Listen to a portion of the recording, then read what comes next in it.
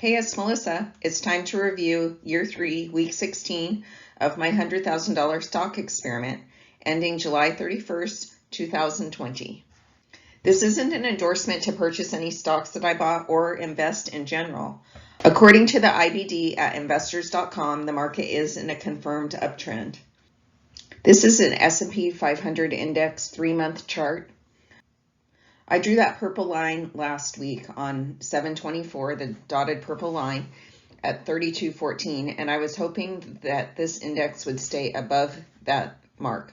It closed above that all week long, which is excellent.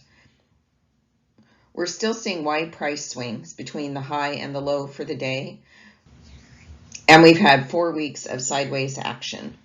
Taking a step back and looking at the 1-year chart gives you a better idea of the long-term trend.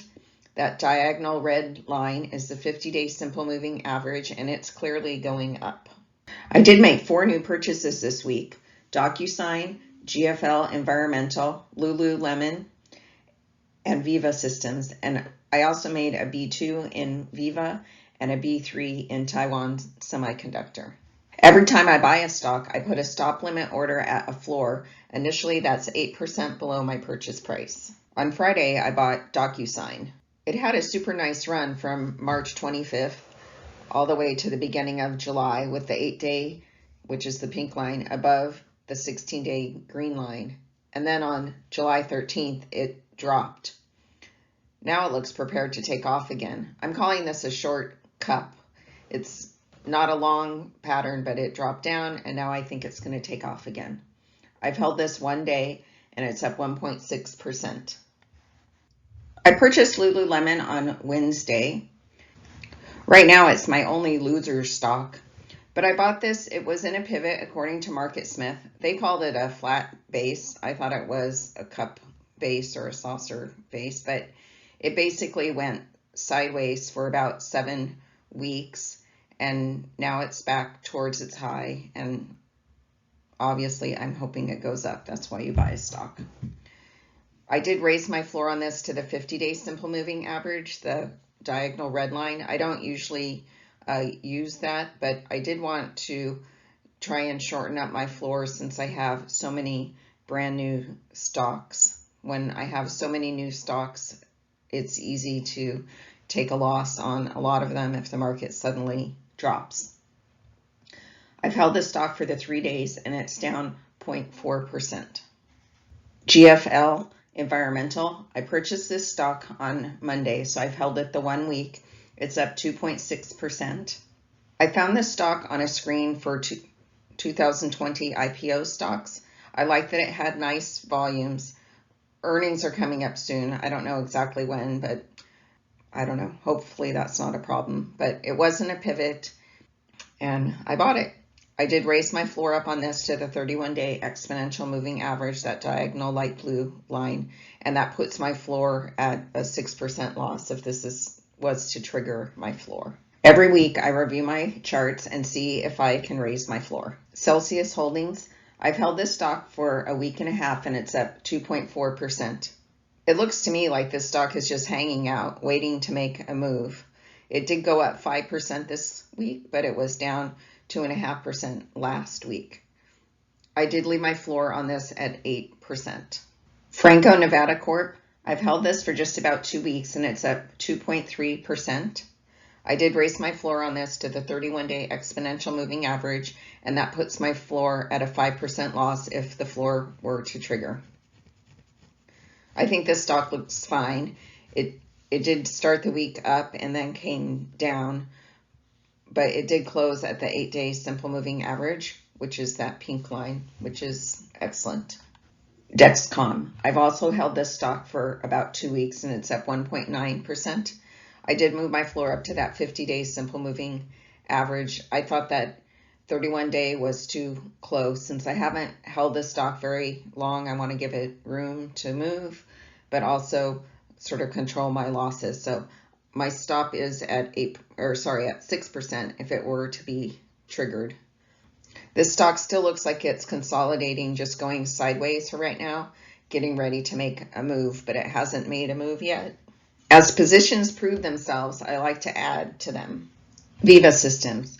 I'm betting on this stock to do better than my other recent purchases by making a B2 in it. So I have a $10,000 B1 that I've held for 4 days and it's up 4.8%. And then I have a $6,000 B2 that I've held for 2 days and it's up 0.9%. When I set my floor at an 8% loss on $10,000, if it triggered, it would lose $800. But now I have $16,000 in this stock. And since I moved my floor up to that 31-day exponential moving average, my loss on both my B1 and my B2 would be $669, which is less than the $800. And that brings that floor up to a 4% loss if it were to trigger. Don't let your double-digit gains turn into a loss. ResMed. This stock has been going sideways for the week. I did raise my floor up to the 31-day exponential moving average, and all of my buys are above the floor. So if this were to trigger, I have a gain in everything. My B1 I've held for 6.5 weeks and it's up 15%. My B2 I've held just about 6 weeks and it's up 11%. And my buy 3 I've held for 3.5 weeks and it's up about 6%. I'm working on when to hold and when to sell offensively. I have high flyers that I need to consider and also stocks that are slowing down with the merging of the 8 and the 16-day simple moving average. Taiwan Semiconductor, I also added to this one. This stock had a gap up a week ago and then also gapped up on Monday. It's been bouncing around a little, but it's still holding up where the gap up was. It's hard to know where to set the floor on these. You don't want to put it too close that it triggers the floor, but you also want to sell it if it falls apart. So I did raise my floor up on this to where number 1 is. That's the gap up from a week ago Friday, and I put it at the close of that day. So if it falls down to that, I think this stock would be broken. I have 3 buys. My B1 I've held for about 7 weeks and it's up 40%. Wow. My B2 I've held for 2.5 weeks and it's up 19%. Another wow. And then my B3 is down this week. I've held it for 2 days and it's down 1.5%. Also note down at number 2, there's huge volume in this stock. NVIDIA. This is one of the stocks where the 8-day and the 16-day are merging, but the 8-day is still on top. And it hasn't pierced that 31-day simple moving average for almost probably a good 4 months there. It's my longest holding so far that I have in my portfolio right now. I've held my B1 just about 8 weeks and it's up 17%. My B2 I've held just about 6 weeks and it's up just about 11%. And my B3 I've held for a week and a half and it's up 5%. My B3, if I were to trigger my floor, my B3 is still underwater, so I would have a loss on that, but my B2 and my B1 I would have a gain in. Teladoc, stock symbol TDOC. This stock has been super volatile for me. I've been kicked out twice of 2 B2s, and that red arrow I put there, that's for Thursday, a 13.5% price swing. Thursday also closed below last Friday's 31-day exponential moving average, but then this stock closed at an all-time high on Friday. I didn't move my floor up because I don't want to get kicked out of this stock. I think that it is going to make a big move, but I have to allow for that volatility like it had on Thursday, that 13% swing.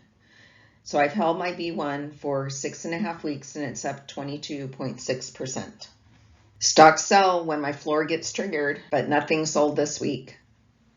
I love this chart. This is my current holdings bar chart, and for me, it lets me see really quickly how each stock is performing against one another. In Teladoc, in the hot pink, you can see the volatility that I was just describing. Each week, it's up, then down, then up.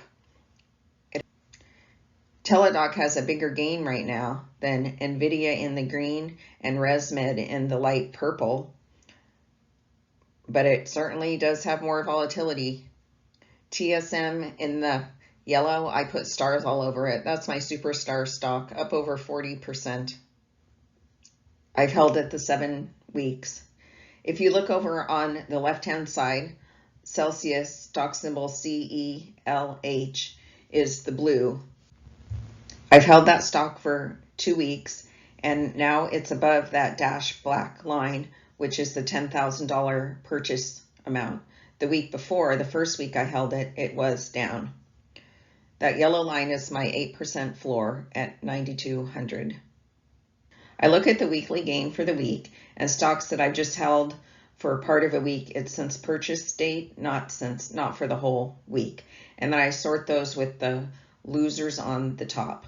So Lululemon, ResMed, and Franco-Nevada are in that red box. They did not beat the S&P 500 for this week. And DocuSign at number 1 also didn't beat the S&P 500 for this week, but that's only 1 day's worth in my portfolio, so it's fine. I also look at the total dollar value gain for my B1 purchase in each of the stocks I hold and sort those with the losers on the top. I have that circle around quite a few stocks. This is my danger zone. Since I've only held these stocks for 1 or 2 weeks, I would take a loss on all of them if they triggered their floor. The industry breakdown shows that I'm most heavily weighted in chips. I have 47,000, almost 48,000 in chips, followed by software. I have about 39,000 in software, and then medical with 32,600. Then I have small holdings in the machine group, retail, food and beverage, mining, and a little bit of cash, 6,000 in cash.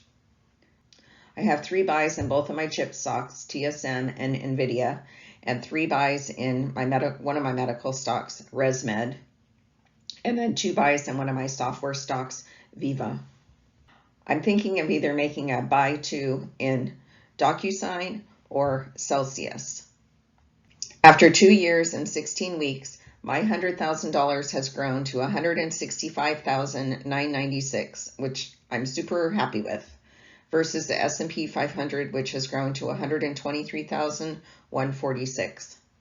My gains this week came from my existing holdings, $4,415 in my existing holdings, and then my new holdings, I have a gain of $862. Here's another way to look at my weekly change and my experiment year gains. Down at the bottom for July 31st, you can see my numbers. The weekly change for the S&P 500 in the purple on the left-hand side is 1.7% for the week versus the Melissa method on the right-hand side, 3.3% for the week. My experiment started mid-April this year, and the S&P 500 in the yellow is up 17.3% versus the Melissa method up 14.7%. So for my year 3 experiment, S&P is beating me so far, but I'm making progress. The lifetime of my experiment, I circled in green. I'm up to 65.9% since I've been doing this for 2 years and 16 weeks versus the S&P 500, which is up 21.3%. Thanks for watching. Keep an eye out for my next episode, or better yet, subscribe to my channel, The Melissa Method. Don't forget to hit the bell if you want an alert when I post a new episode.